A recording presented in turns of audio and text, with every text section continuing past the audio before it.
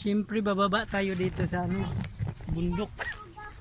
Ano pala, gubat. Yan. Siyempre maganda dito sa ilalim.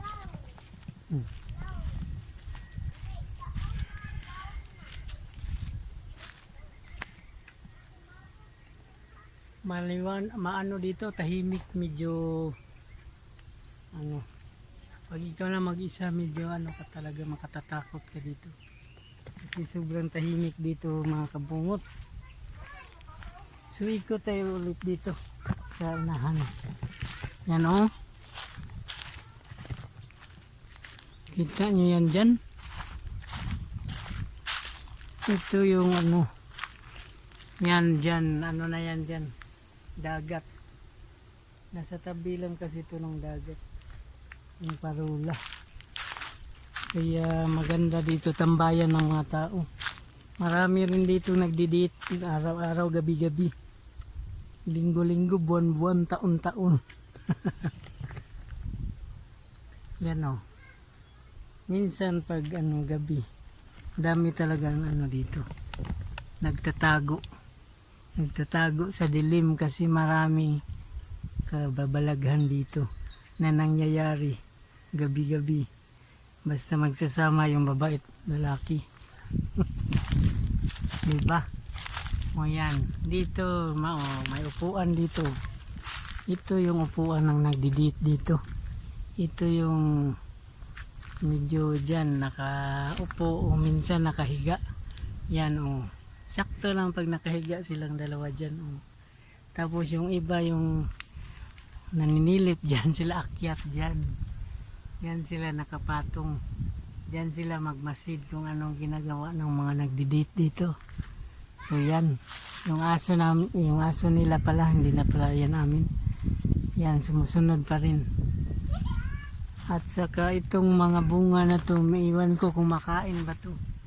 Kasi kung tingnan mo parang ano lang yan, grapes o ano, strawberry.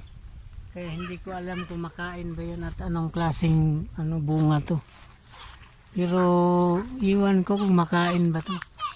Kasi marami dito ng punong ganito. Kung pag hinog na ganito, yellow, dilaw. Yan. Dandahan kayo dyan. Saka kung titikman to, hindi yata to makalason.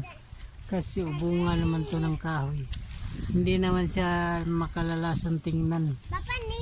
Kaya parang makain siguro to kung kainin. Dandahan kayo dyan. Saka itong puno na to, ito rin pala, mahaba pala to siya. Mahaba ng ilang pito.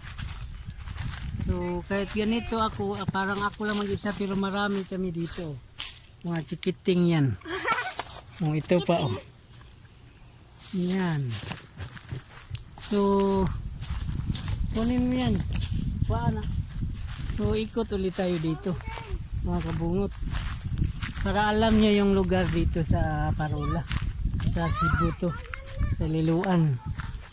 Yan o.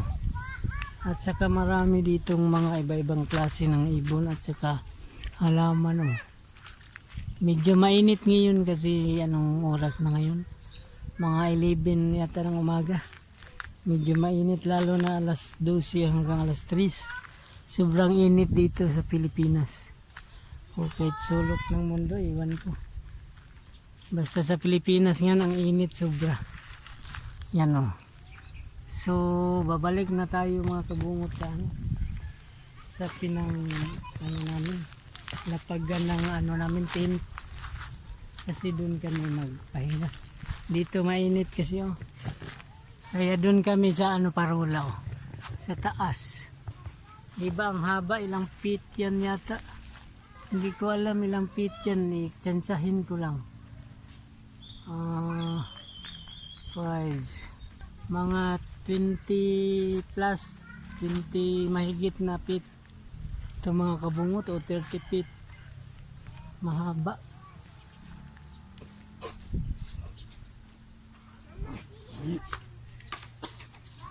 Kaya matakot ka talaga pag nasa tuktok ka.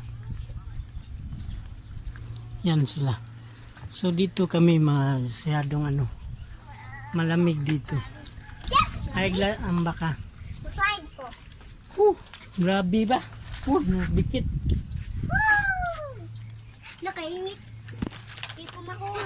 Oh, Alang na pa? Down daw, mahog ka. Unsa na ka umiwilong ano rice? nga? Unsa na rice? Rice na pa? Mga chikiting. Ang yabang bukog yun. Chikiting, chikiting, chikiting, chikiting.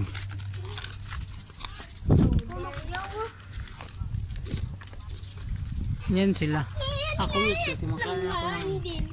ang tawag nito. Patagi kong rice. Easy. Patagi kong rice. Ay, nawala na lang. Rice na maya ko pa. Sige. Nakaya sa dali yan.